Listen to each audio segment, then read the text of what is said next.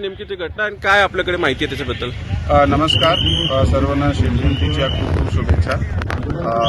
मोठ्या प्रमाणाने जे भाविक आहे ते काल दिवसापासून सकाळपासून इथे शिव जन्मस्थळ जे आहे त्या दर्शनासाठी शिवनेरी गड किल्ल्यावर येत होते आणि रात्री सुद्धा ते कंटिन्यूअस ज्योती घेऊन ये जा चालू होता भाविकाचा. त्यातून सकाळी 3-3:30च्या दरम्यान एक ग्रुप जे ज्योती घेऊन आला होता तो खाली जात होता. थोडा ते स्पीडने जात होता. स्पीडने जात असताना आमच्या त्या ठिकाणी एक पोलीस सब इन्स्पेक्टर आणि 6 लोकांची टीम होती. मीना दरवाजा ज्या ठिकाणी आहे जिथून डिसेंड केला जाते सुरुवातीला, त्या ठिकाणी त्यांना हळू जाण्यासाठी आणि थांबण्याचा प्रयत्न केला, पण ते जास्त लोक होते. जास्त लोक असल्यामुळे वरून एकाने धक्का मारला.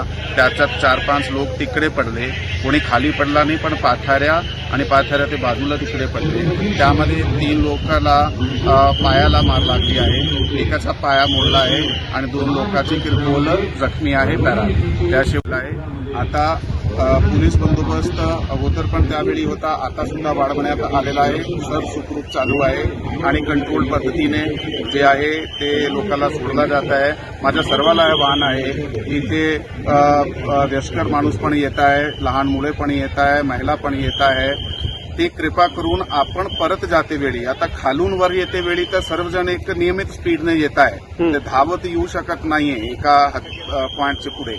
परंतु खाली जेताना घाईने जाऊ नये आम्ही वारंवार आवाहन करतो. पीए सिस्टमवर वारंवार अनाउन्समेंट करतो. तरी सुद्धा काही वेळी युवक जे आहे ते उत्साहामध्ये म्हणजे घाईने खाली जात आहे. कृपा करून घाईने पाथऱ्यावर जाऊ नये.